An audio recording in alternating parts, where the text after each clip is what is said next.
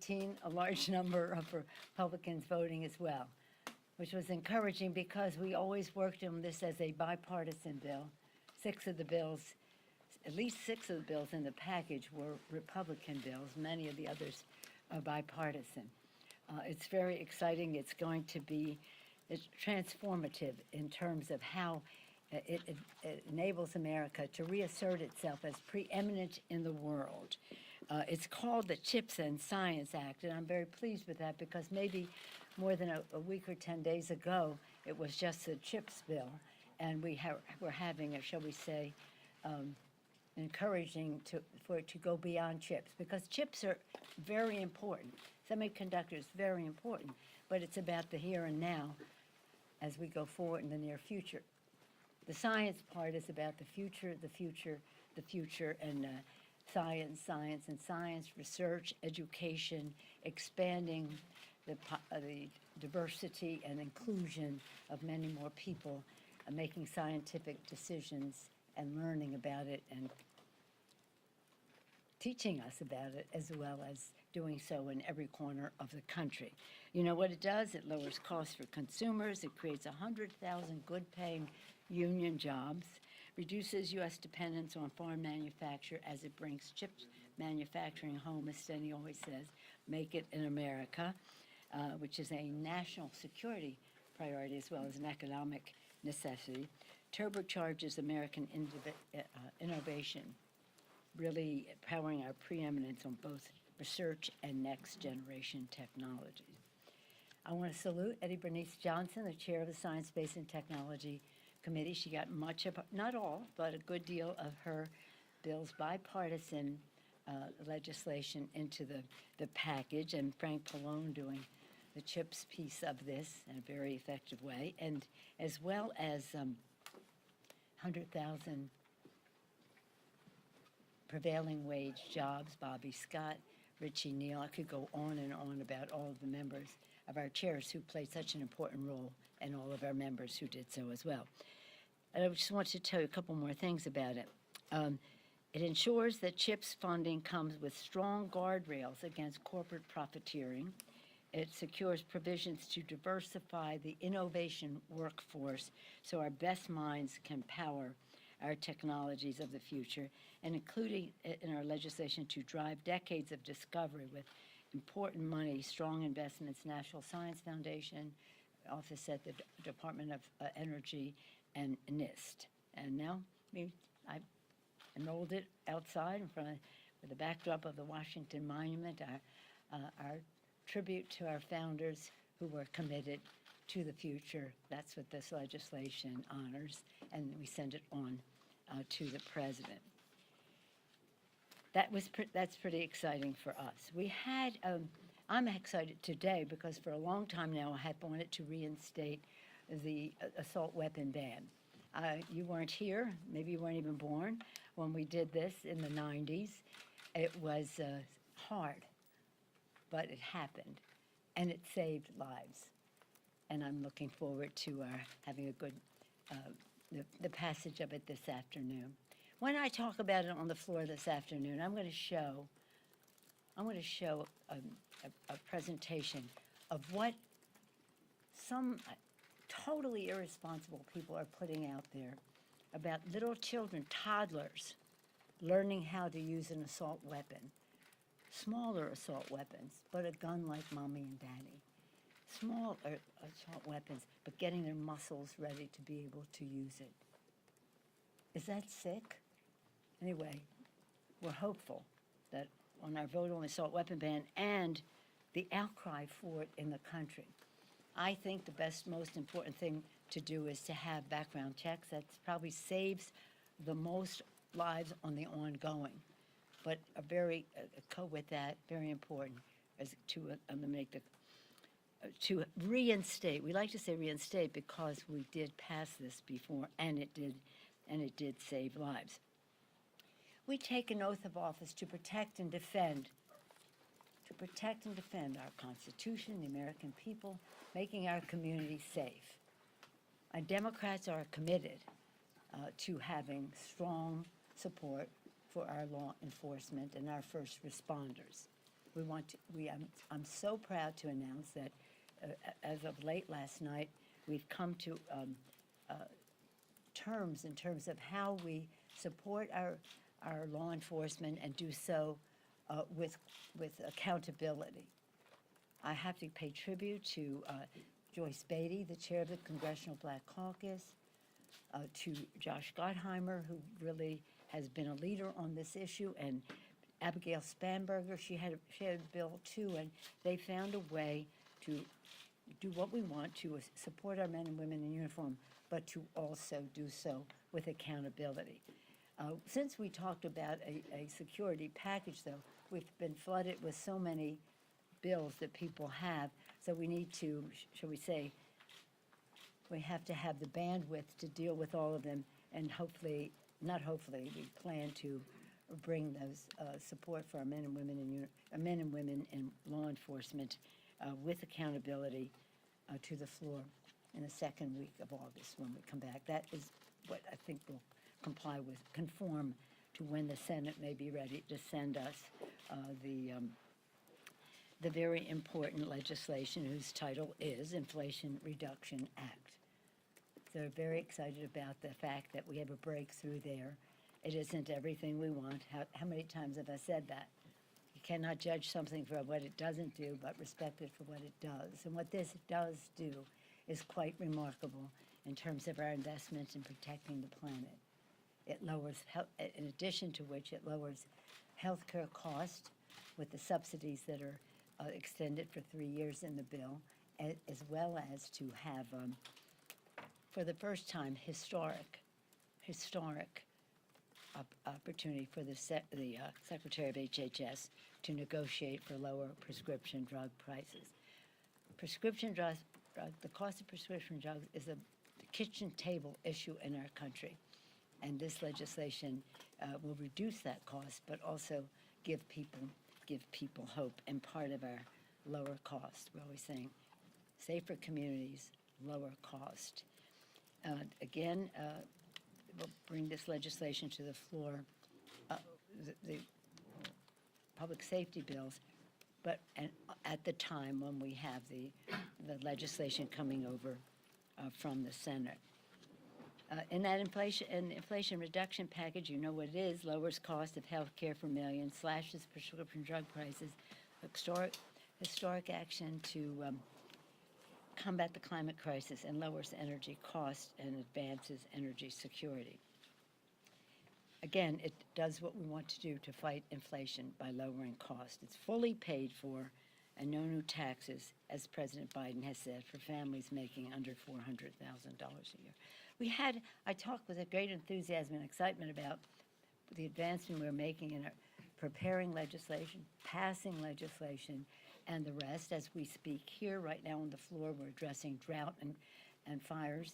And as a Californian, as a Westerner, this is very, very important legislation for everyone in our country, but in particular, we benefited from the intellectual resource that our Western members are on this. But we had a sad thing happen, and that was when the Senate failed to pass the PACT Act. How do you explain how 80% of the Republicans in the United States Senate said no to our veterans?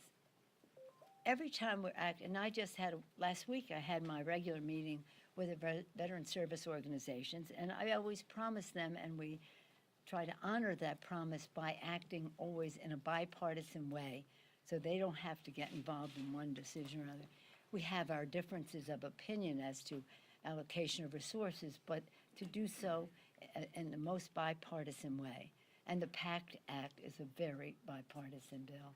80-some senators voted for it the first time it came on the floor there. That they would vote against that when people are waiting, people are dying, people are sick because they were exposed to these burn pits, huge burn pits. If you don't know about them, read about them, because they're deadly. In addition to which, if you live in North Carolina or served at Camp Lejeune, anyone in your family, you will know that the water there is deadly. And not only for the service member, but for their families who may live there with them. And that is covered in this legislation. So for them to say Well, we're not going to vote for it because you've come to an agreement on the reconciliation, as they were calling it. It's so ridiculous. Wait a minute. You're not going to help our veterans because we want to lower the cost of prescription drugs, because we want to lower the cost of health care, because we want to protect the planet. Of course, you don't agree with any of those things, but would you use that to vote against our veterans? It's really immoral, almost criminal, because these people were exposed, and I've been on this issue since Agent Orange for a long time, and the sooner that we can do this, the healthier our veterans will be. As I said yesterday at our rally, when in the military, we say on the battlefield, we leave no soldier behind, and when they come home, we leave no veteran behind. But the Republicans in the Senate did just that by 80% of them voting no. Isn't that unbelievable? And actually, when the bill passed in the Senate the first time, it had 84 votes. Anyway. People over politics, you know, our Democratic Communications and Policy, Democratic Policy and Communications Committee put forth our agenda, our For the People agenda, People Over Politics. We're very excited about that. It too has three things: that lower cost, again, safer communities, and better jobs, and that's what we are about. In any event, it's a comparison to what the Republicans are doing. In contrast, the MAGA Republicans are criminalizing women's health care, planning to end Social Security and Medicare. Don't take it from me. Read their stuff. Attacking democracy, undermining the right to vote. So we think we have a clear contrast in terms of why we are here, what our why is, and how we go forward. Any questions? Okay, since we talked baseball last night. We talked baseball last night, we'll talk policy and legislation. Okay, I'm with you. So on this reconciliation package, it seems as though, you have a push to try to get something done before August here. There might be problems getting this through the Senate. Do you feel like some of your members might say, here we are, we're on the hook again, if they can't get this through the Senate, even though Senator Manchin is on board, that there's other issues there, and also just having the numbers to pass the bill for COVID? And how does that translate to winning in November? So you want to talk politics? Well, but Yeah. obviously. Well, let me just say, our purpose is to meet the needs of the American people. You have to talk to the Senate about the dynamic over there in regard to this bill. It is, shall we say, not everything that I want. I mean, not even close, not even half. But nonetheless, what is in there is very good. Historic. First time HHS secretary can negotiate for lower prescription drug prices. Not as big as I would like, but it's in the door. Historic. In terms of not the three-year extension of the subsidies, the Affordable Care Act, is strengthening the Affordable Care Act. Fabulous. And, by the way, I want it more. That is to say, I wanted the Medicaid piece and the rest of that. But that doesn't mean that we don't support the bill. But probably the biggest difference, although those are substantial for kitchen table issues, is what it does in terms of climate.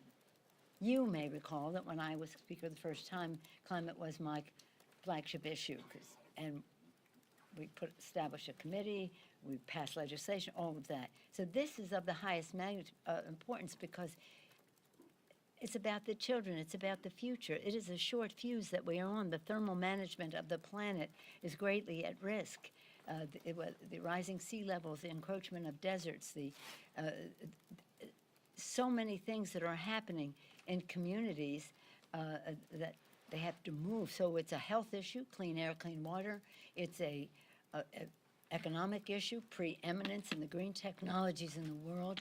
It's a security issue because the encroachment, all of these impacts of the climate crisis cause competition and conflict over resources and habitat. And the national security people come into us and say, this is a security issue, and of course it's a values issue. So this for us when I learned of what was in there was just transformational. We've never spent this much money, even as much as we had originally.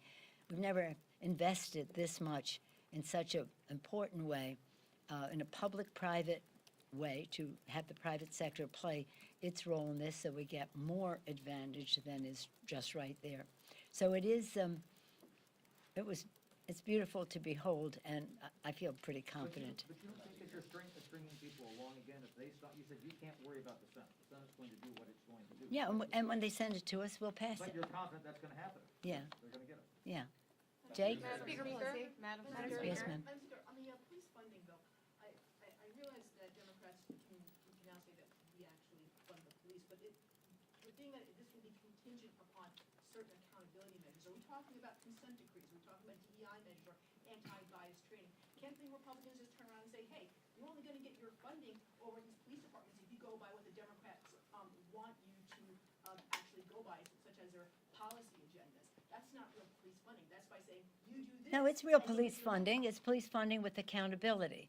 It's police funding with accountability. We feel very proud of the compromises that were made, and with much discussion on the other side of the aisle and people outside. So that's what I have to say about that. Jake? Madam Speaker, Madam Are you Speaker. confident you'll get the assault weapons ban through today? Yeah, You are? yeah. Madam Next. Speaker, Madam Speaker, Madam Speaker. You've repeatedly said that you want Republicans to take back their party. You said in Yeah. May, quote, "Here I am, Nancy Pelosi, saying this country needs a strong Republican Yes. Party, not a cult." How does that square with your party now spending money to boost election-denying candidates in Republican primaries, including against House Republicans who voted to impeach President Trump? I said that we need a strong Republican Party, not a cult of personality. That didn't mean we shouldn't have a strong Democratic Party as well. And the political decisions that are made out there are made in furtherance of our winning the election, because we think the contrast between Democrats and Republicans as they are now is so drastic that we have to win. And I feel confident win. I just see, what's that called? The 6 points, 44 to, what's it called, the poll? George has it, yeah. Well, anyway, the most recent poll that came out has us 44 to 38. This whole thing has changed. But make no mistake, I've said to you, we have every intention of winning this election. As people make judgments in campaigns around the country, that's that. But it has nothing to do with whether we should have a strong, grand old party, which has done great things for our country. Madam Speaker, just really quickly, I know you don't want to talk about your travel, but can you at least talk about the significance of visiting Asia? What type of message you and a congressional delegation would want to send if you, in fact, make this trip? Well, I don't ever talk about my travel because, as some of you know, it's a security issue. It's a security issue for every member of Congress traveling, especially abroad. But for the Speaker, it is an additional security issue, and for those traveling with me, not just members, but staff, et cetera. The president earlier in his term, talked about a strong emphasis on the Asian Pacific. He has visited there, the Vice President's visited there, the Secretary of Commerce and others, and we want the Congress of the United States to be part of that initiative. Of course, as a West Coast person, we see the Pacific as that's our home. We're part of that as well. That is not to diminish the importance of our transatlantic relationships as well. But I'm very excited should we go to the countries that you'll be hearing about along the way about how the conversations we have now. Earlier this year, a couple months ago, I guess it was, we had 9 leaders of the ASEAN, the Southeast Asian countries, and at the House. Was bipartisan. In fact, we invited some of the Senate to come, and some participated, to have a conversation, hear their presentations, and relate. Another symbol, the president had that ASEAN meeting in Washington, D.C., and we were very much a part of it. So again, we have global responsibilities, whether it comes to three things, I always say: security, economy, and governance. And this will be part of that. That's President it. Xi told Biden that he play with fire on Taiwan. Are you leaving tonight, Madam Speaker? You told me last night there was gonna be a comeback in the ballgame. What happened? You said it ain't over till it's over. It's over, so your comment on the ballgame. The rain didn't interfere long enough.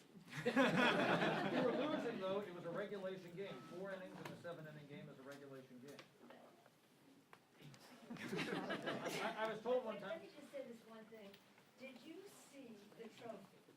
This trophy puts the Stanley Cup forces, the Lombardi, you name any of them. This thing is gigantic. Have you seen it? Oh, yes. It looks like you have won the World Series, the Super Bowl, Stanley Cup, and something else. The World Cup. There it is. So congratulations, Republicans. It's a ball game. It's fun.